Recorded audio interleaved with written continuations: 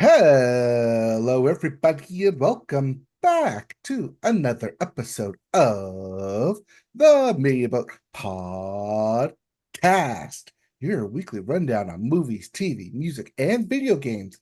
Not necessarily in that order. My name is Mike. His name is Matt. My name is Matt. His name is Mike. Yes, I know. I said I wasn't going to be here last week, but I am. I'm not here next week. Calendars, they're hard to read sometimes. This is May the 29th, 2025. This is episode 489. And yeah, we've got stuff to going on this week. Yep. See, the issue is that since this is the end of May, we just assume that right after Memorial Weekend, it's just the Mhm. end of May. Just go right into June. But Traditionally, it no, is. Traditionally, it's the last weekend of May, but this week it was the second to last weekend of May. That was Memorial Day weekend, and so it threw me off completely. you do not use the long form version in front of me. You say penultimate week of May. Penultimate. Okay, fine. You know what Yes. I mean. I know what you Um, mean, and you know what yes. I mean, and we all know why we're here. Sure. So let's get right into it with the music section. Start the music section with the Billboard. Start the Billboard with the Hot 100. And the hottest song in the land is What I Want is for this to not be by Morgan Wallen. Well, it is featuring Tate McRae, so Yeah, for sure. better or for worse. Yeah, this week those charts are going to be a slog because we have a lot of that guy to get through. Well, at two, just in case you didn't catch it, is Morgan Wallen. But third time's a charm because he's the problem, Morgan Wallen. But that's all right. Coming in at four is Ordinary by Alex Warren. And rounding out your top five, your previous number one record holder, Luther by Kendrick Lamar and SZA. Yep. As for your albums chart, if those top three songs did not give you any clue, at number one is indeed the problem himself with Morgan Wallen. Coming at two, SOS by SZA. At three, Echo, Echo, Echo, Echo, Echo by Jin. Then at four, One Thing at a Time by Morgan Wallen. And running at your top five, G and X by Kendrick Lamar. Yep. If you didn't like any of those albums, just like we did like two of those albums, you can listen to some new releases, including With Trampled by Turtles by Alan Sparhawk. As the name implies, that is a collaborative album with the band Trampled by Turtles. Okay. I just now say Turtles now. That's just how I say them. We have Caroline 2 by Caroline. Not to be confused with 2 by Fox Warren. There's also Let All That We Imagine Be the Light by Garbage. Yes, that garbage. Medicine by Grace Potter. Yes, that Grace Potter. Get Skunk. Sorry, there's no K in there. Get Sunk. Sorry, is we playing Battleship here? Get Sunk It sunk. by Matt Berringer. We have Hope We Have Some Fun by Mountjoy. Ready to Live a Lie by Sally Shapiro. I Got Too Sad for My Friends by Shura. Possession by Ty Segal. Evangelic Girl is a Gun by Yule. And lastly, the album everyone's going to be listening to, and possible album of the summer coming up here, Something Beautiful by Miley Cyrus. Yeah, this is your big release of the week. This is her Grammy follow-up album after winning Record of the Year last year. Miley has a lot to prove here, to prove that she's going to continue winning those things. But already early reviews seem positive. So it seems like this is a good pivot But yeah, we'll probably check this out. I'll talk about it probably when I come back, I guess. Unless I get to it first, Right. which is a slim possibility, but we'll see what happens. All right, let's get to our music story. And Yeah. hey, you remember NBC hit show Smash? Well, this story has nothing to do with that. I know, but every now and then I like to bring up NBC hit show Oh, Smash, Christy starring loved Smash. Catherine McPhee. Yeah, Christy, really a big fan of Smash. She showed me the pilot. I couldn't do it. We got to the end of the pilot. I was like, I can't do this whole thing. This is the cheesiest thing. I love Catherine McPhee too, so I thought this was going to be a slam dunk. I was like, yeah, I'll watch this. You thought it was gonna be a smash hit? I mean, I like her and I like musical theater. I was like, what's not to like here? But no, I couldn't do it. It was just so overdramatic and silly. So no, I have not watched all Smash. But this Smash in this story is a very different, new Smash. Right, not to be confused with Smash Brothers, which is a video game story. Right, that's different.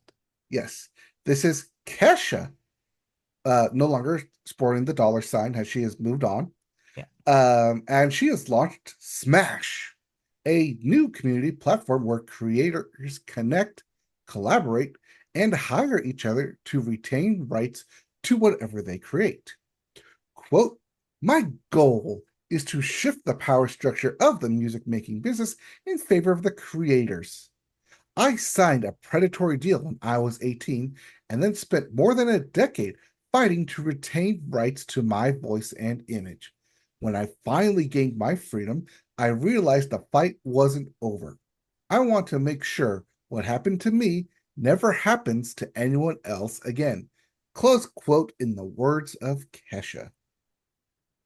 So, Smash, which was co founded by CEO Kesha Siebert, CTO Alan Canestraro, and COO Legan Siebert, alongside a team of music industry and tech veterans.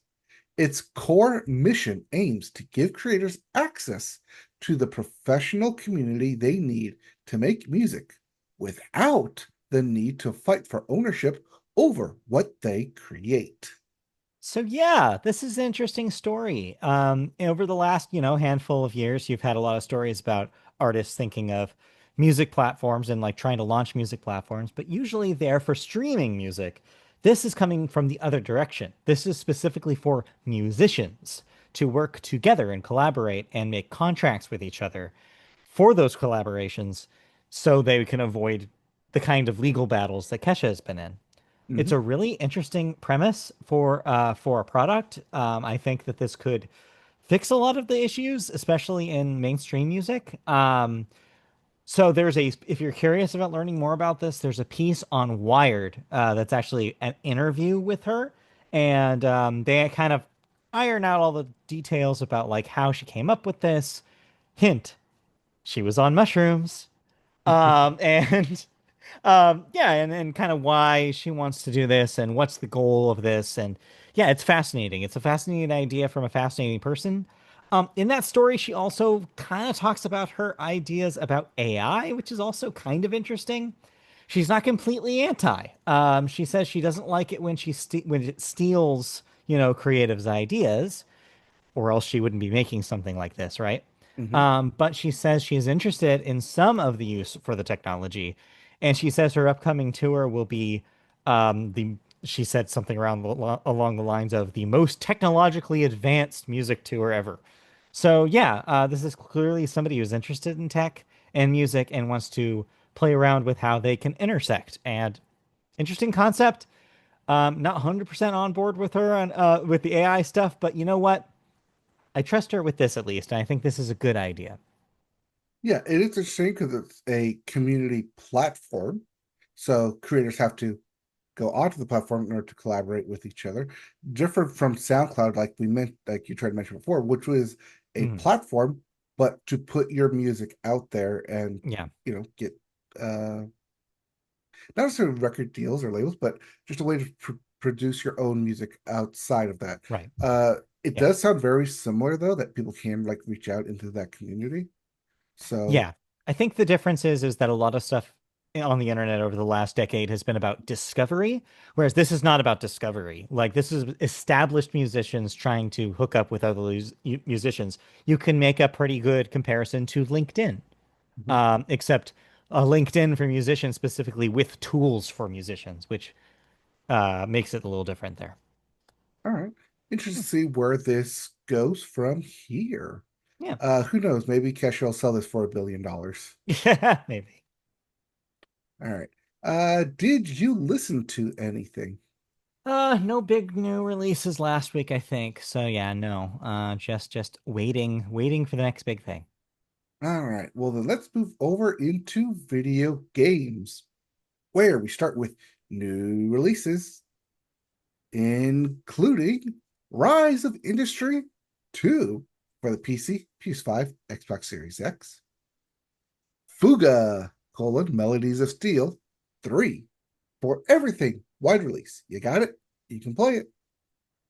We also have Disney Illusion Island, starring Mickey and Friends for the PC, PS5, and Xbox Series X. I do believe this already came out on the Switch prior. This is just an extra Correct. release. Yes. And your last two big releases, coinciding with the upcoming Brad Pitt movie, F1 25 for the PC, PS5, and Xbox Series X, and coinciding with an upcoming Alex Garland film, Elden Ring Night Rain for the PC, PS5, PS4, Xbox Series X, and the Xbox One. Everything but the Switch. Yes. Just a reminder about that Elden Ring thing. That is the multiplayer thing they teased at Mm-hmm. the Game Awards last year, I believe. Correct. Could be forgetting. But yeah, so that's finally out this week. Early reviews are not super hot on it. I think that a lot of Elden Ring, Soulsborne kind of players are a little disappointed with this experience so far. But we'll see how it borns out. You mean the gamers who typically play these things solo and Yeah, now have to exactly. play in a community of their own peers? Yeah, let me co-op her doesn't have the same ring to Right. it. Anyways. Anyways, so yeah, that's Anyways, that's that's Elden Ring Night Rain. But yeah, you mentioned yeah, Disney Illusion Island, a Switch exclusive, is coming to multi-platforms. Note, this is the last week before the Switch 2 is released. The Switch 2 it launches next Thursday, actually, when you're recording. yep. Um, and yeah, that day we will start putting Switch 2 releases on this list. So this is the last Switch 2 list week of the podcast. So enjoy it while you have No, hold on. You have to put Switch 2 releases on there. Otherwise, I will it. forget. Well, I will be in Austin, Texas. I will not have access to this, but You're right. They good don't have luck. internet in Austin, Texas. I forgot about that. Not that I don't like not in a hotel room where I want to pay for it. No. And I don't want to use my data, that's for sure. I don't know. You can figure it out. Metacritic. I just use Metacritic. Oh, spoilers. Yeah, I use All right. Metacritic. I click on the giant games button and it has a little drop down and it says new and upcoming releases. Yes, Boom. whenever I do that for the next month, it's always incomplete. We'll get there. Oh, see, I do it the day of. So uh, I don't have any incomplete I'm sorry. I try anything. to do the things ahead of time. Well, la di All right. da. Anyways, Well, one game you know will not be on that new release calendar yes. is the upcoming Black Panther game, but not really for the reason you think it is. No. Actually, you know what? It is probably for the reason you think it is. Right.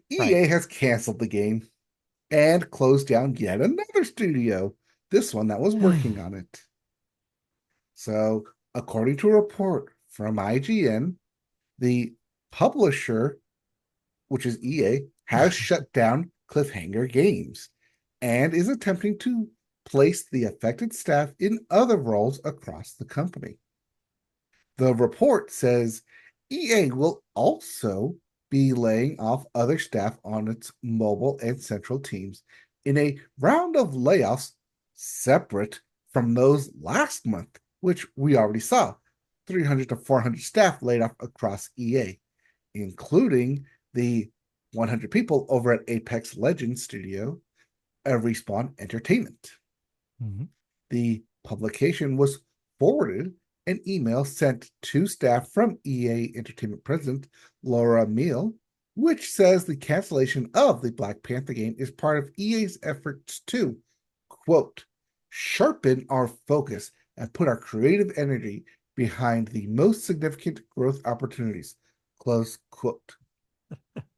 Yep, it's that old saw AKA again. re- Yep. remakes, re-releases, and reusing old IP. Yeah, basically, they specifically mentioned in the next paragraph that I chose not to include in the story. They basically clarify that, being like, hey, yeah, we're going to focus on franchises that we know are successes like Apex Legends and The Sims and, stuff that are surefire hits.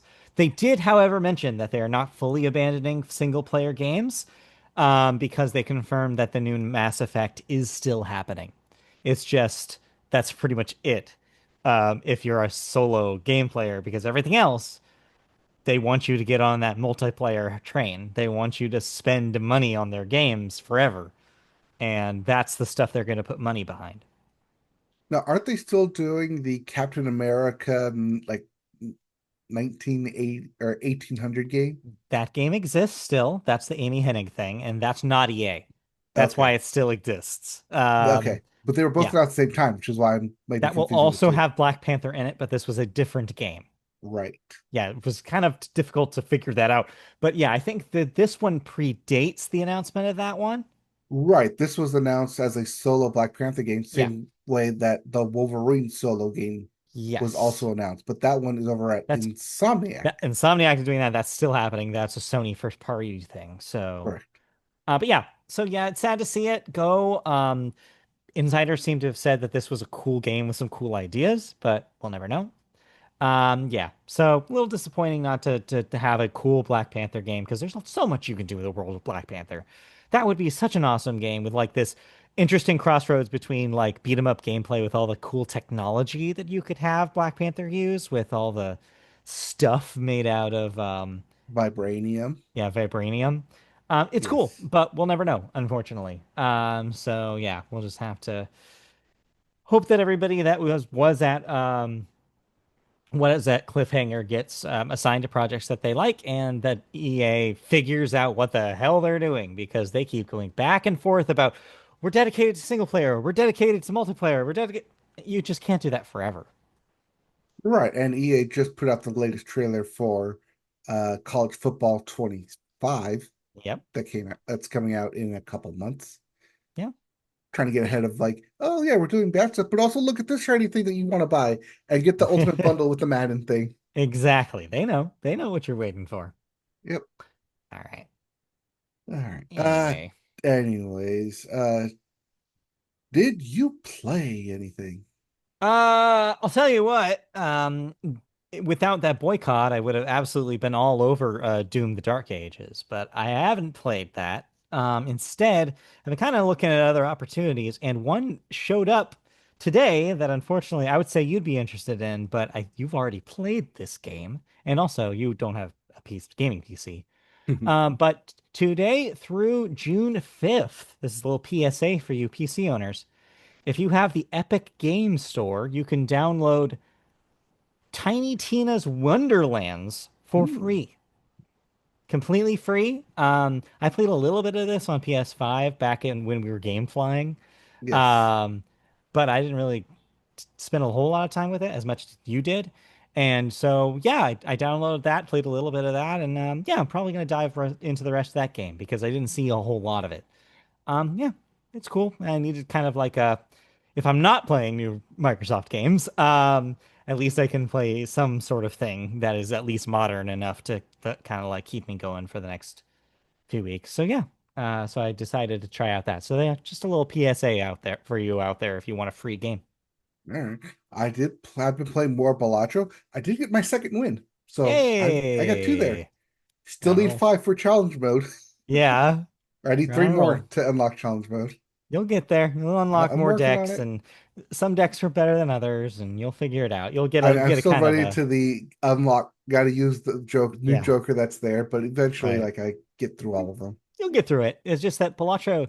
is so fun and so easy to just start a new round, you're gonna get to that stuff soon Oh enough. yeah, Like especially when you it'll end, it's like, oh, that was only 10 minutes. Let's just go again. right, just like Hades, there's a ramp that you don't even realize, or you're not even cognizant that you're going up, but you are going up it. Hmm. So that's a cool game. All right. Yeah, Okay. We're just cruising right through this episode, and let's get yeah, into television, where we're going to take a hard stop because this is going to be a big section today. I guess so. All right. We're going to start with the sports section, where Ross, watermelon boss Wow. Chastain, won the NASCAR race this past weekend, the Coca-Cola 600. Congratulations, Watermelon Boss. Yes. So because he won, he smashed a watermelon. And then everyone on social media, who were Ross fans, continued to smash watermelons and tag him. So it was fun to see everyone smashing watermelons this past weekend. And then, of course, everyone eating watermelons and smashing them this past weekend. Damn, I want a watermelon now. It's season. They're in season. Mm. All right. Let's go over to the MLB real quick, where the draft combine has been announced for June 17th at Chase Field in Phoenix, Arizona. This is Mm. actually the first time they're having the draft combine in an actual MLB stadium. Why they chose the hottest place in the land in the middle of summer, I don't know. But yeah, all scouts from all 32 MLB, 31 MLB teams will be out in Arizona in about a couple of weeks here. Cool. This will this is the prelude to draft day for MLB, which will occur July 13th, And I imagine that which coincides with the rest of the All-Star All-Star Week break. celebrations, which will include all sorts of things. Get ready because baseball is going to get crazy in the next month because All-Star voting and the trade deadline. Oh boy, it's going to be a wild trade deadline this year, I feel. Yep. But for those players who will be competing in that draft combine, if you want to get a look at them now, the College World Series bracket has been set. Regional games will begin this upcoming weekend, which are double elimination. Your top four seeds are number one, Vanderbilt. Number two, Texas. Number three, Arkansas. And number four, Auburn.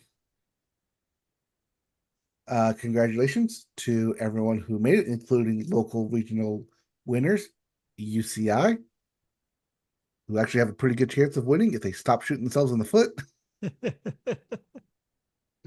But yeah, regional games will occur this weekend, followed by the super regional games before everyone goes to Peyton's favorite place, Omaha, for the final tournament.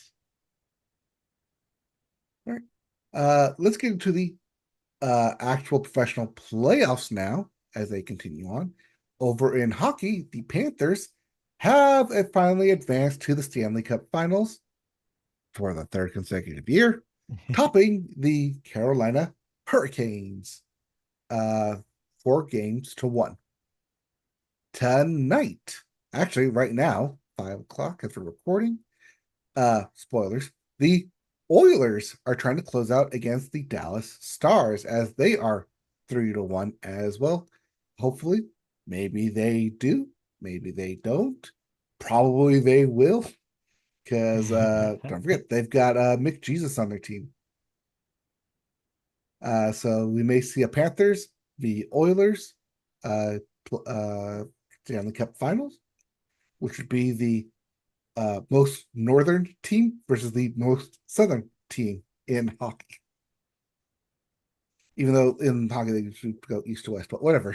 And well, Over in the NBA, the other playoffs, Oklahoma City Thunder have officially topped the Timberwolves in on the road to the finals.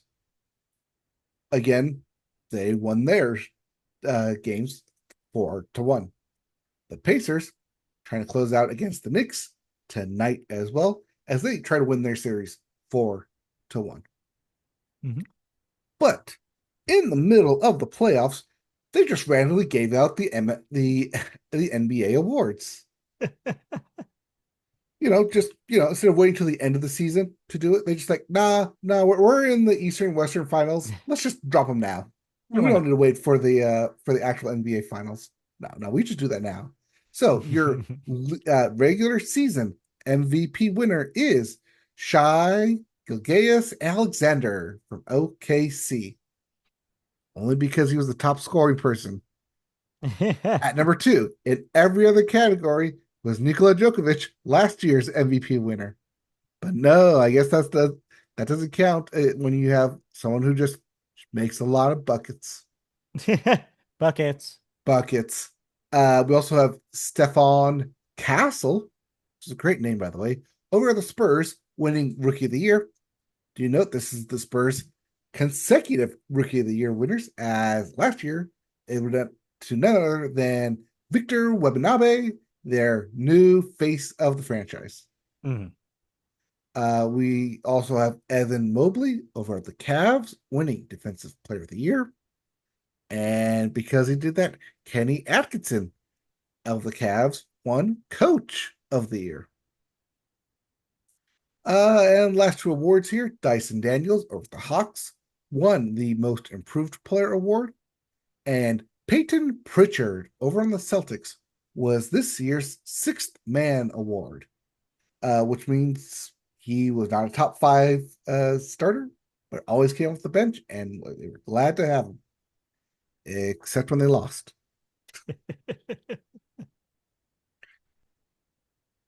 All right, that's all I got for Sports Corner. Wow, that was probably the quickest sports corner we've ever done, except for the I weeks that felt we like I used to dragged it not do out. sports at all. Yeah, fair enough. Yeah, let's move on into television news. All right, guys, just to warn you, yeah, we're gonna talk about the wizard for a second. We're gonna talk about, the guy with glasses, he's got the lightning bolt scar, the dude. We have to talk about him because this is probably is, unfortunately, the biggest television news of the week. Because people will probably watch this show against their better judgment. Harry Potter is becoming a television show. It's been becoming a television show for years now, but it's slowly coming together and becoming more of a real thing. And we have casting news this week for the three main leads of the show.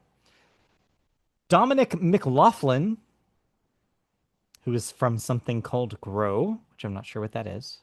Upcoming movie called Oh, Grow. okay.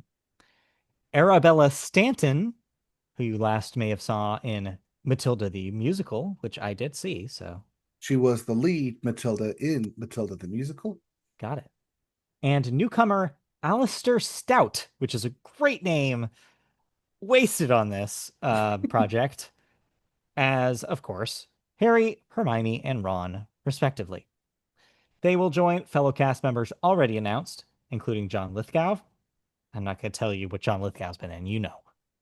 Um, he's Albus Dumbledore, Janet McTeer, recently in Mission Impossible: The Final Reckoning, and The White Queen as Minerva McGonagall, Papa Esidu, who you may have seen in I May Destroy You in Gangs of London as Severus Snape, Nick Frost, yes, that Nick Frost, as Rubus Hagrid, Luke Fallon, from Tom Stoppard's Leopoldstadt, Rupert Gould's Patriots, as Quirinus Quirrell, and Paul Whitehouse, from The Fast Show and Harry and Paul, as Argus Filch. That's a British ass list of British people, isn't it?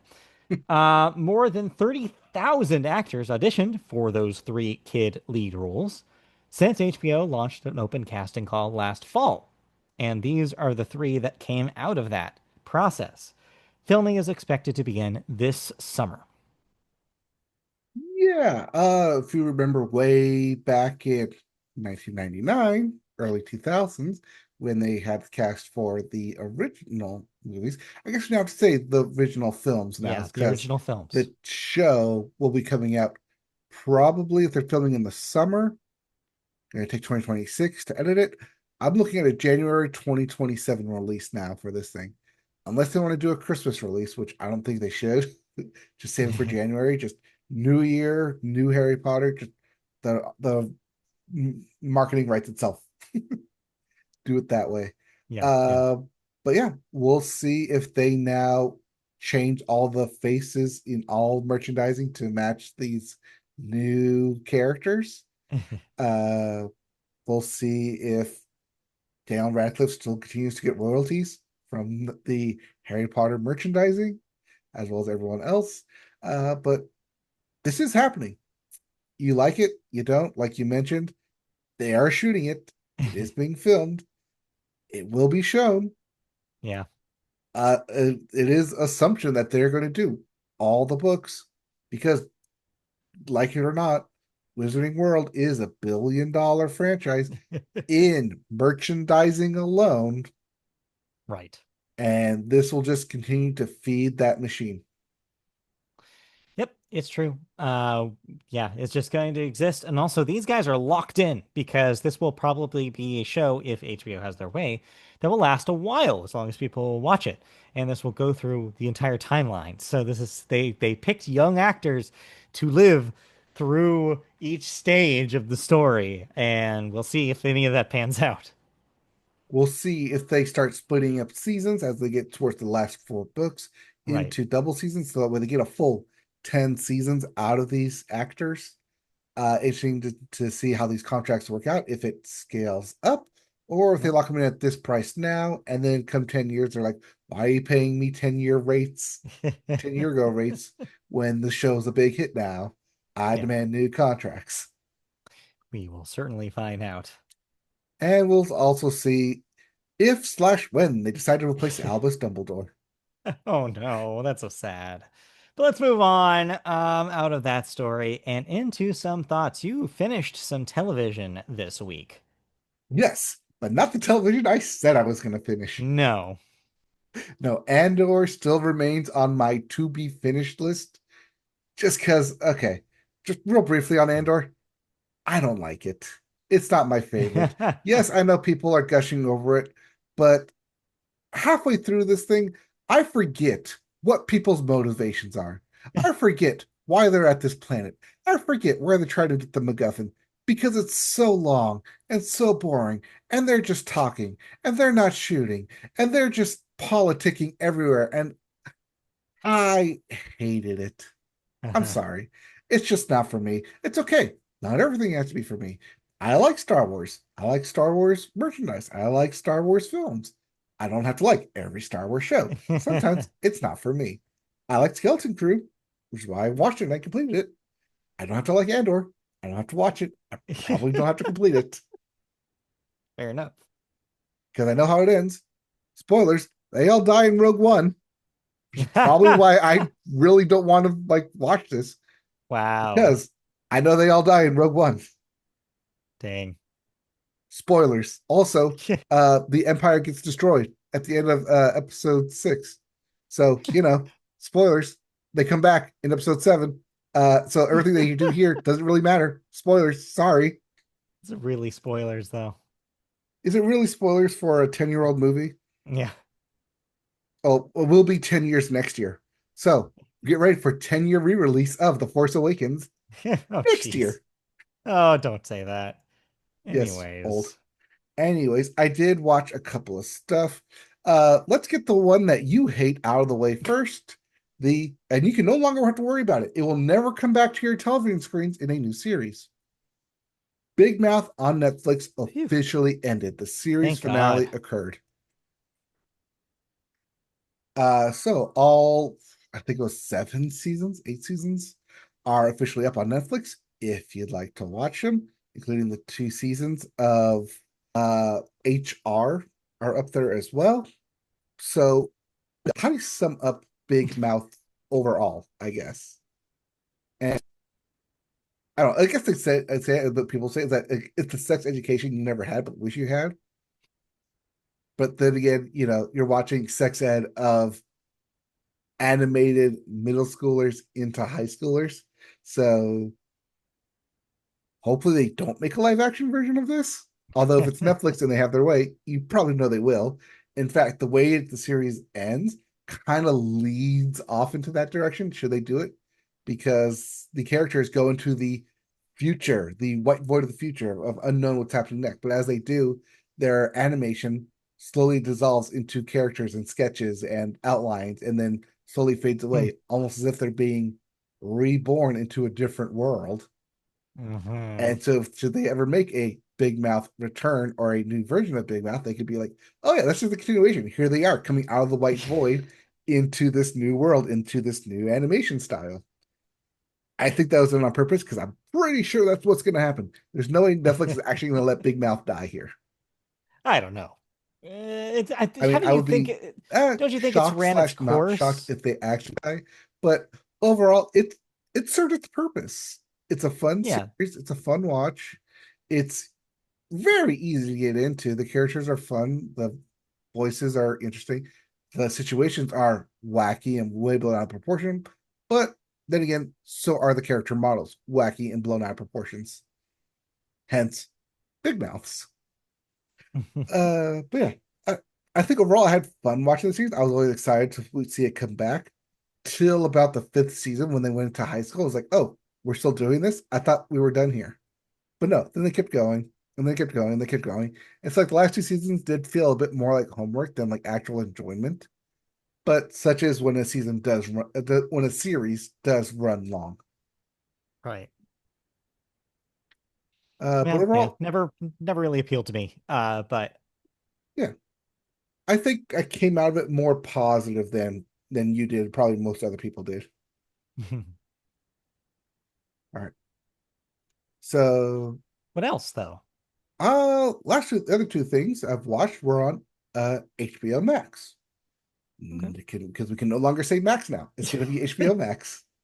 So confusing. I know. All right. Which one do you want to? Did you watch either of these? So, I keep telling myself that I'll eventually watch Hacks, and I just haven't gotten to it.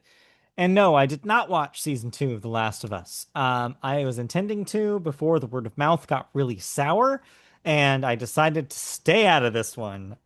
Because also I never finished Last of Us Season Part one? Two either. So, Oh, um, so yeah, there's some stuff that I was like, you know what? I'll go back to this at some point, but I'm in no rush to get back into that world. all right. So what I liked about season one of The Last of Us and what Hmm. I enjoyed, what a lot of people enjoyed, was that it took the video games as the base, but expanded on the world. Like it Yep. included more talk and like the scenes in Jakarta about how the virus spread. It had episode three with Nick Offerman in a and what Bartlett, whatever Bartlett's name, Yeah, I Mike don't remember. Bartlett. Um, like in that whole episode, just completely devoid of what happened in the video games into here, and that felt fresh. That they were taking a medium of The Last of Us, the video games, and expanded on the world. That it made it feel bigger than what you're presented within the games. The Last of Us season two goes way away from that and sticks more or less directly with the video game narrative. So if you play the video game, you know what's going to happen. If you haven't played the video game, you pretty much know what's well, no, that's not true. Episode two, you don't know what's going to happen. But Fair. after that, then the follow more or less the game, which is that it becomes Ellie's story. And I think that's where most people kind of like, whoa, are like thrown back, like, well, I'm watching this for Pedro Pascal, but he's not in most of these episodes. Why did you get rid of him? I wanted more of them. I was like, well, shows one, you didn't play the games. Two, you didn't listen to any of the discourse when the game was released then. And three, like, it's a revenge story. But as we know, well, as I know, having played the game, this is a big revenge story, which is why this needs to be stretched over two different seasons. And Last of Us season two and Last of Us season three. I assume they're still doing Last of Us season three. I assume it's been shocked because if they just leave this as this and don't pick it up, you're gonna have just a big, huge gaping hole left that the video games need to fill. Yeah. Uh, but you are correct though; it does end exactly where we think it's going to end, and it Right. will pick off exactly where we think it's going to pick off or pick back up. Yeah. So assuming it's coming back, I do assume it's coming back. I don't know I why it assume wouldn't. Because yeah, outside of what I'm noticing, and you can back me up on this, although you Hmm. are interesting because you kind of straddle both of these lines. Is that seems like depending on whether you are just a prestige TV guy or a Last of Us the video game guy, you are getting very different opinions about season two. Seems like the video game people are really pissed off about some of the changes they've made. Uh, Having played the games, do you think that that was a good choice? Does it make a better television show, or do you think that because of just the inherent difference between the video game and the television show, or do you think that it was like was it actually detrimental? I think it's changed for the better because of the narrative that it tells. I think, especially the opening big horde scene that happens in season two, which is their big bombastic scene with the infected, um, plays well as to why there's more separation and more isolated on the characters that are there, and Okay. leads to more of the interaction of a storytelling narrative rather than what the games do.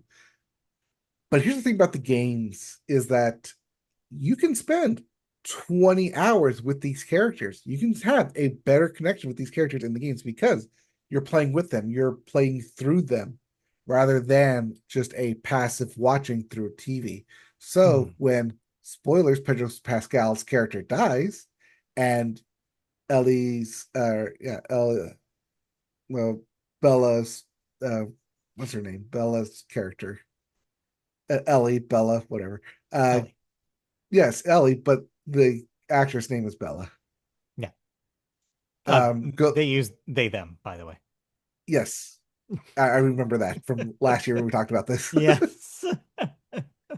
So when they start using, start going on this, when they start going on this journey, um, you as an audience may not feel the necessary connection to want to go have this revenge ride with them because strictly you don't have those previous 20, 30 hours of The Last of Us having played it, only to be blown sidetracked from the first opening act here of The Last of Us Part 2, Season Hmm. 2. Uh, so yeah, coming at from these two different sides, I think I understand the changes that were made. I think they work well for a show, and other stuff does work well for a video game. People complain that it's not followed here to the video game. Well, guess what? It's a show. It's meant for a more broad, mass, casual audience viewer. Even if this is deemed a prestige television show, it's still a limited series television show because it's only 7 episodes. You don't get the full 10 episodes. They could have told more stories with those extra 3 episodes. They Sure. simply chose not to Right. for specific reasons, and not because I feel like not because they ran out of material, but rather because the world was very much well established in season one that they didn't need to establish more of it in season two.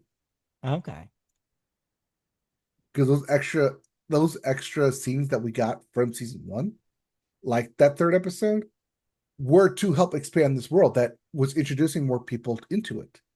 Season two, you've already introduced everyone. You've already done the legwork. You don't need to do Hmm. more legwork for it. So you can focus more on these characters and you don't have to go outside of what your main characters are doing.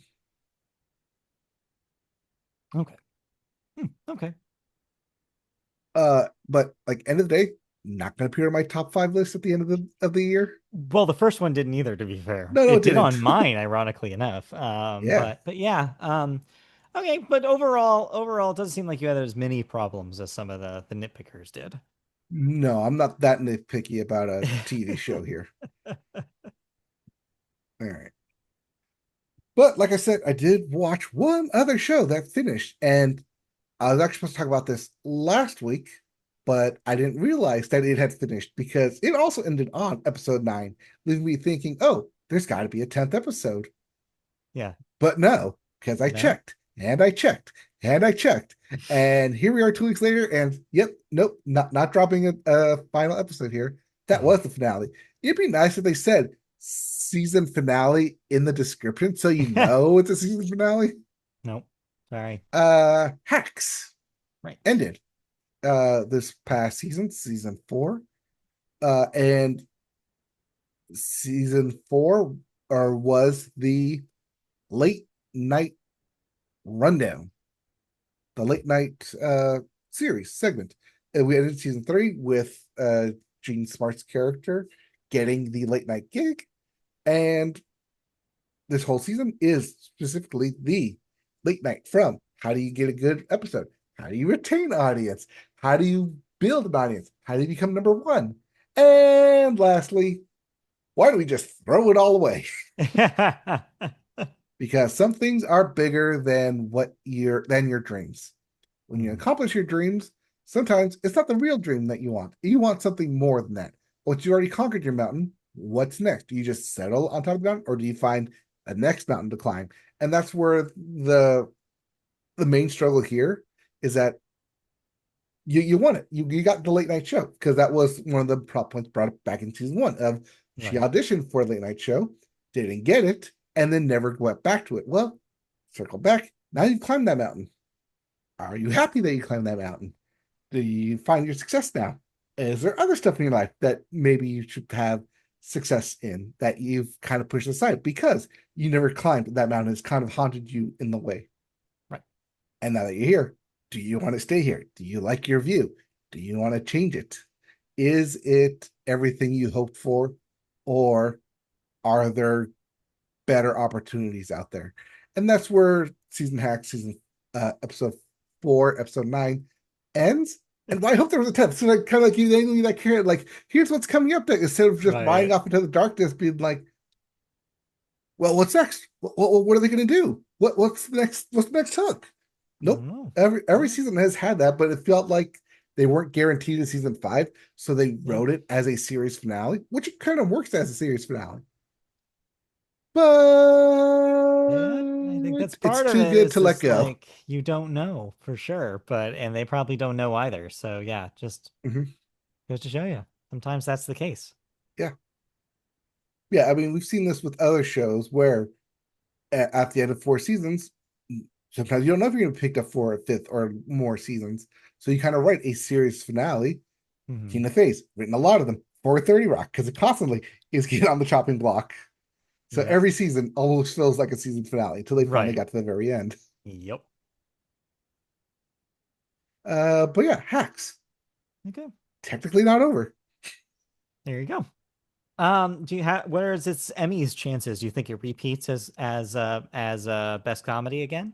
Personally, no, because I'd like to see other shows have at it. Right. But probably, yeah, I think so. Fair enough. Okay. Cool. I Any don't other know, unless they television? count the Oh, studio in comedy. I think they have to. I think that is a comedy. Yes, then it's going to be up against that, which is, as we discussed last week, a very Hollywood show about Hollywood. Yes, indeed. Okay. Any other television to talk about before we move on? Mm, no, I mean, I'm watching other stuff as well, like 24 and 24. Oh, yeah, Cutthroat Kitchen's back, by the way, Ooh. hosted by Malarkey, Chef Malarkey. But I hate the concept, so I'm not going to give it any more time here. Also, I don't know if I talked about game Cook of Thrones or game Knives of Games or something. Something like Maybe. that. I vaguely remember you talking about something like that. Okay, maybe. Yeah, it's the King of the Hill style Okay. um a game format in cooking competition. That's still going on, still watching that. Uh Otherwise, yeah, we're coming up soon on summer, which things are going to start dying down in terms of releases, except for The Bear, which always comes out in the summer, right after the Emmy cutoff. So next season is always the next season. Hmm.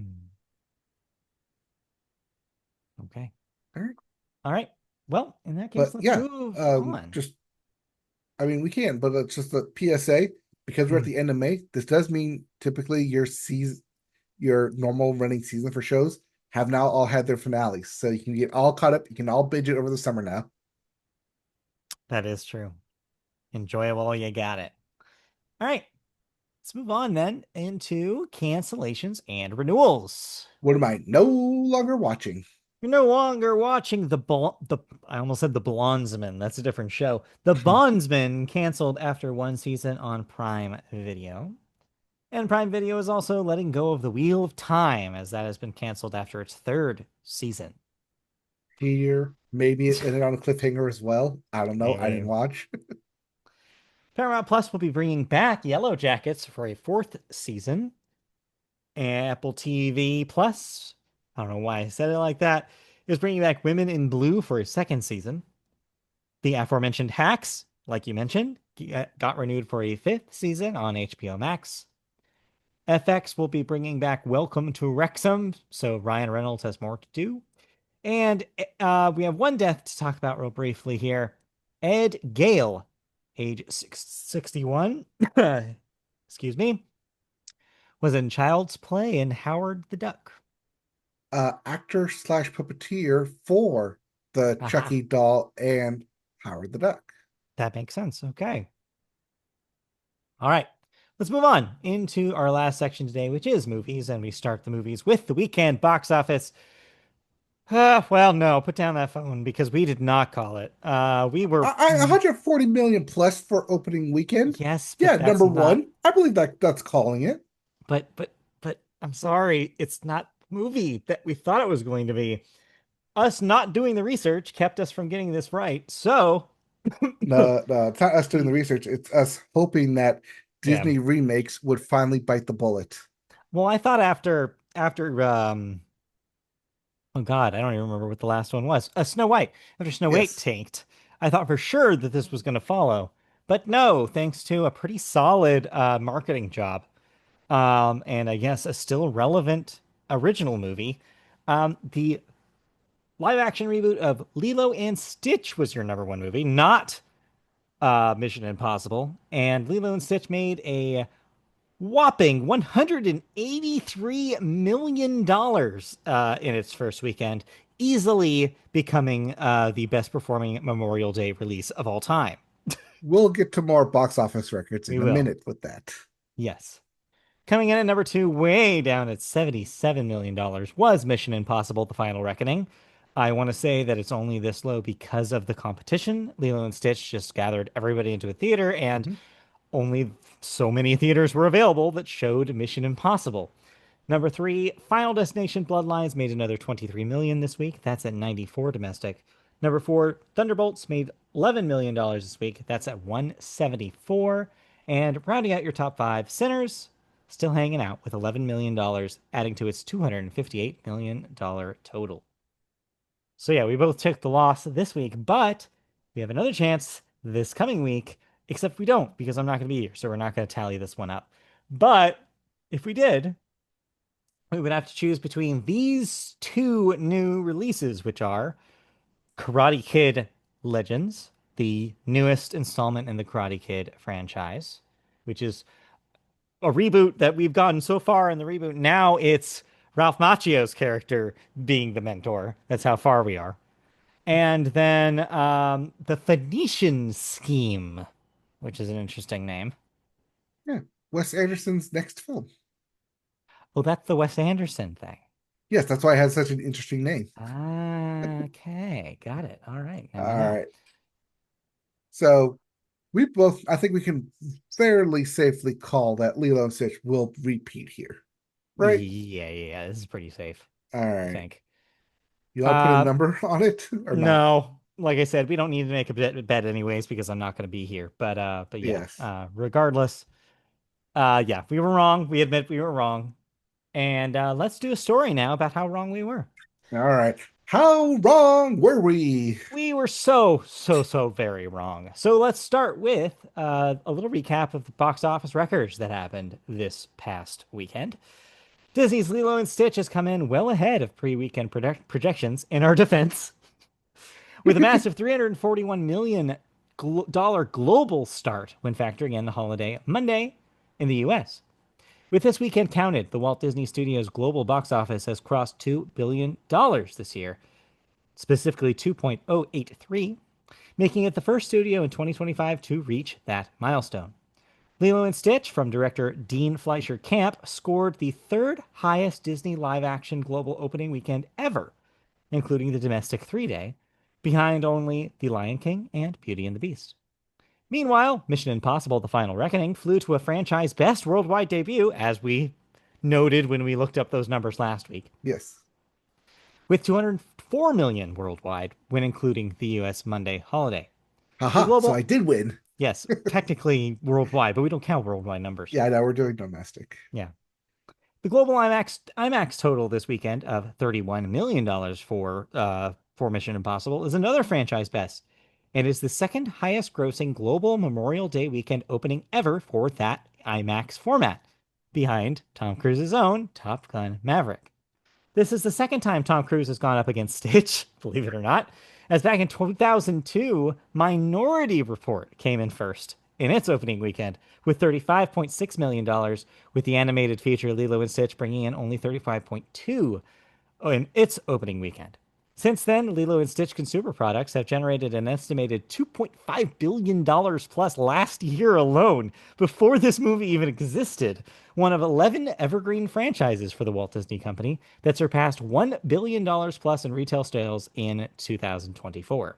There have been zero sales, in case you're wondering, of Minority Report merch in that same time span. I feel like that can't be true. Someone's bought like a Minority Report poster, right? Okay. Zero $0 is reported dramatic. sales. It's Let's put dramatic. reported in there. Yeah. Someone should report that sale. Anyway, so yeah, Anyways, yes. There is a interesting reason fact why nonetheless. Stitch billion-dollar industry in toys and merchandising is Yeah. everywhere. Yeah, it's a big deal, turns out. Yes. And even though this is coming from a remake from Disney, and yes, coming off of Snow White, which was a remake from Disney, I think what we have here is more of a microcosm of kids who saw Yeah. Lilo and Stitch, Yes. who had the DVD Lilo and Stitch, now have Yes. kids who have seen Lilo and Stitch, who want to Hmm. see Lilo and Stitch. Yes, I And underestimated that. family box office Right. always beats Tom Cruise 9 times out of 10, with 2002 being that 10th time. Yeah, you're right. We just didn't consider all the factors and we're too brash in our decision making. But don't let that No, stop no. you from Let's listening. just call it what it is. Snow White gave us black colored Yeah, glasses. it did. It did. But yes, if you want to hear more of our dumb opinions, hey, that's it for the Media Boat podcast this week. But we'll be back next week for more. If you want to watch our show, we're in video form on YouTube. Search YouTube for Media Boat Podcast, and you'll find our channel. Like, subscribe, hit the bell for notifications for when we post new videos. You can also find us on podcast services by searching Media Boat Podcast. You can also find our website, mediaboatpodcast.com. You can find us on Twitch, streaming the occasional video game at twitch.tv/mediaboat. And even Blue Sky, where you search Mediaboat, and you'll find our profile there. Last but definitely not least, if you want to ask us questions, make fun of us for this bad box office call, or, just want your question or comment about the show to be read on the show itself, send us an email at mediaboatpodcast@gmail.com. All right, that'll do it for this week, and I'll do it for me for a week. It'll be just you next week for reals, as I will be out of state. Yes. You have quite a I week coming up. I know. You're going out of state. Yes, no, you have quite a week coming up. This show that you have to helm is going to be insane because you have day one of Summer Games Summer Fest Games to talk Fest. about. You have the Switch 2 release and launch to talk about to a certain extent. I don't know exactly Right. how But much you know all of that's you getting pushed personally out are of the going to way be. to the following week because Kingdom Hearts news is dropping next week. So yeah, feel free to talk about that too. You have so much on your plate, so enjoy, and I will Yes. report back when I return. But yeah, in the meantime, catch us all in all those places for more news, more thoughts, more of everything on the Media Boat Podcast next time. And I'll have more of me next time. All right. Bye. Bye. What?